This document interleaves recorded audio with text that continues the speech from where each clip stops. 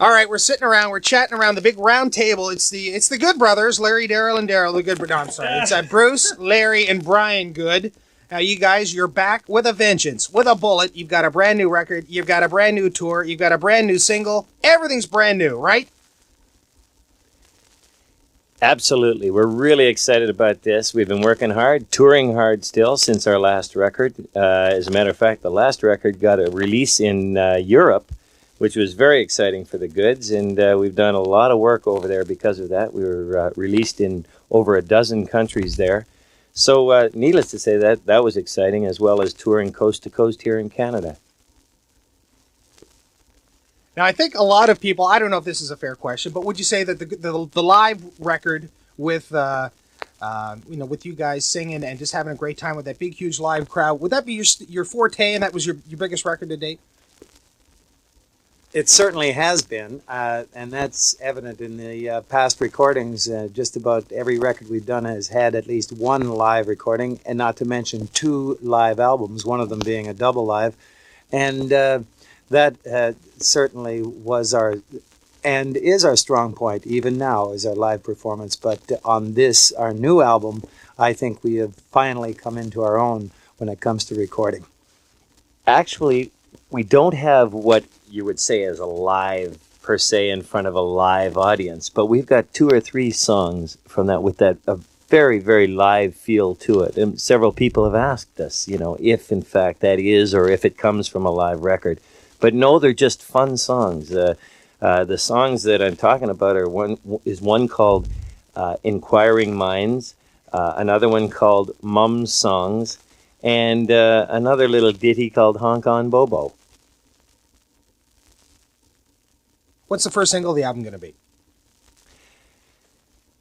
The first single is a song that was written by Farron Young a few years ago. You remember Farron Young? I once had a girlfriend who was fair and young. Anyway, it's a song called Live Fast, Love Hard, Die Young, and Leave a Beautiful Memory. And that is, in fact, the title song of this new album, Live Fast, Love Hard. So we're going to expect a big tour from the Good Brothers to support the record? Yes, we will be touring for sure. And as a matter of fact, we leave very shortly, and we'll be going coast to coast with this one, right out to BC and right out to Newfoundland with this one. And we're really looking forward to it. And if it gets picked up in Europe, it'll mean some European work again, too. Okay, getting back to the whole live aspect of things, of course, Hot Night Boogie, and just the regular, just great time that you guys have when you do a live show. You've got some new people in the band now, and I understand there is perhaps a new Good, so you can call you the Good Brothers +1. That's right. We do, as a matter of fact. My son is playing lead guitar with us now. And that's Bruce speaking. Yeah, that's right. That's Bruce speaking. I don't have a son that old. I'm not that old. That's right. That's Brian interrupting. One you don't know of anyways. That's right.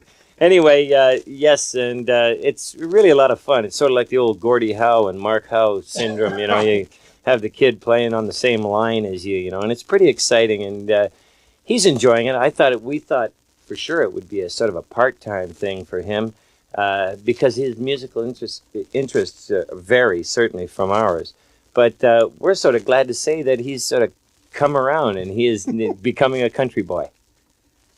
Okay, let's get to more serious matters. You got your George Foxes these days. You've got Katie Lang, a lot of success that they've been having. Just generally, the Canadian country music scene is really seems to be taking off again, although, on the other hand, you have guys like Murray McLaughlin saying that they're not getting enough airplay, and there's certainly there's kind of pros and cons about the rise of Canadian country music. How do you guys feel about what's been happening?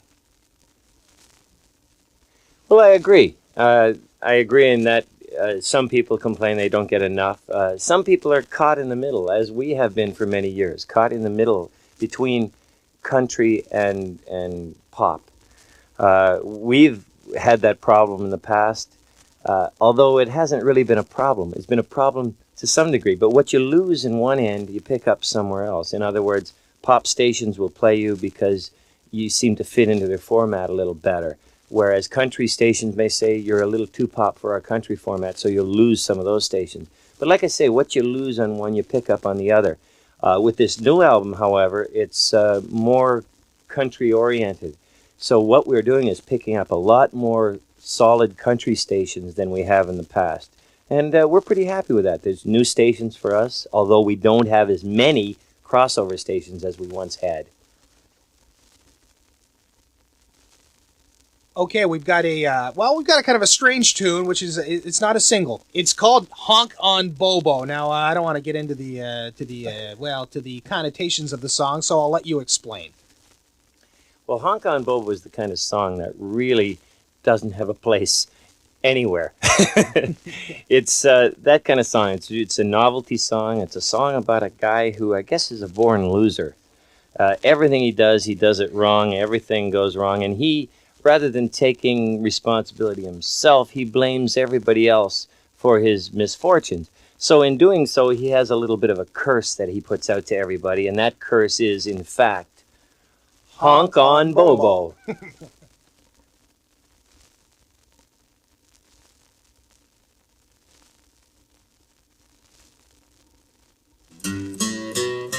You know, the next time you're PO'd at somebody, you look them square in the eye and tell them, honk on Bobo. Everybody here, honk on Bobo. Everybody there, honk on Bobo. Everybody everywhere, honk on Bobo before Bobo honks on you. Everybody here, they can honk on Bobo. Everybody there, they can honk on Bobo. Everybody everywhere, honk on Bobo before Bobo honks on you.